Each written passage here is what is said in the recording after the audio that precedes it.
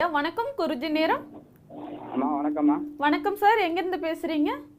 சென்னையிலேருந்து பேசுகிறேன். சென்னையிலேருந்து பேசுகிறீங்களா? யாருக்கா ஜாதகம் பார்க்க போகிறீங்க சார்? என் தங்கச்சிக்கு பார்க்கணுமா? உங்களோட தங்கச்சிக்காக பார்க்க போகிறீங்களா? பிறந்த தேதி, பிறந்த நேரம், பிறந்த இடம் சொல்லுங்கள் சார். 17 17 7 7 1983 1983 10:10 இரவு 10:10 PM. பிறந்த இடம் சார்? சென்னை தாம்மா. சென்னை. ராசி நட்சத்திரம் லக்னம் சொல்லுங்க சார். துலாம் ராசி. துலாம் ராசி. மீன லக்னம். மீன லக்னம். என்ன கேள்வி கேட்கணும் சார்? குழந்தை இல்லைங்கம்மா. குழந்தை எப்போ கிடைக்கும்? எல்லாமே லேட்டுங்க, எல்லாமே லேட்டு. உங்களுக்கு கல்யாணம் கூட லேட்டாக தானே ஆச்சு? கல்யாணம் ஆயிடுச்சுங்க. 13-14 வருஷம் ஆகுதுங்க. சரி, 8ல் சனி.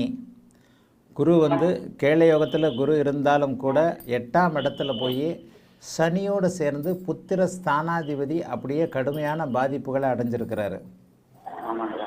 புத்திரஸ்தானாதிபதி கடுமையான பாதிப்புகளை அடைஞ்ச அன்னைக்கு சனி தசை சந்திரபக்தி, சனி தசை சூரிய பக்தி, சனி தசை சந்திரபக்தி, சனி தசை வளர்பிறை சந்திரனோடு சேர்ந்திருக்கிறாரு.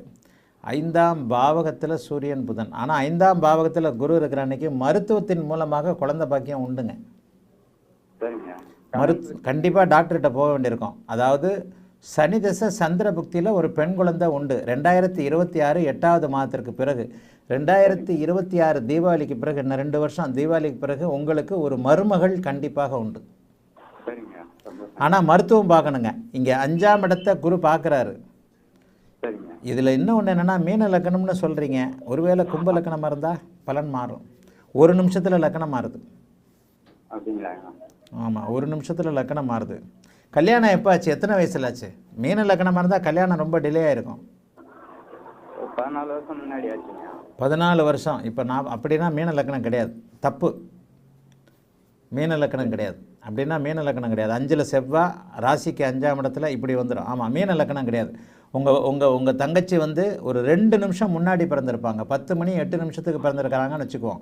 2 நிமிஷம் முன்னாடி பிறந்து 2 நிமிஷம் தள்ளி வந்தாலே கும்ப லக்கணம்னு வந்துடும். கும்ப லக்கணம்னா தான் சீக்கிர கல்யாணம் புத்திர பாக்கியம் இல்லைன்னு வரும். 10 மணி 8 நிமிஷத்துக்கு உங்கள் தங்கச்சி பிறந்திருந்தா கும்ப லக்கணங்க.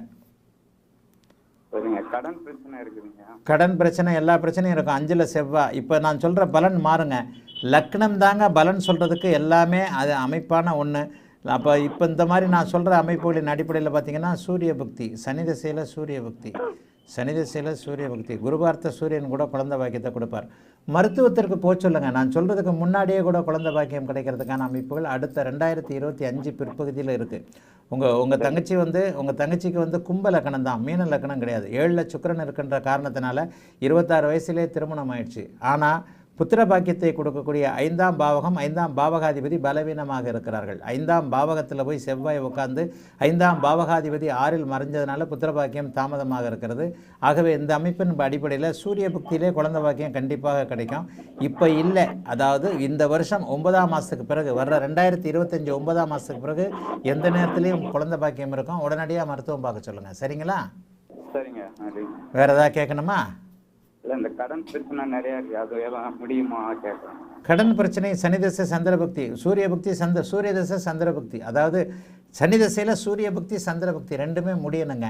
குறிப்பாக சந்திரபக்தி முடிஞ்சால் தான் கும்பலக்கணக்காரர்களுக்கு கடன் தொல்லைகள் முடியும்.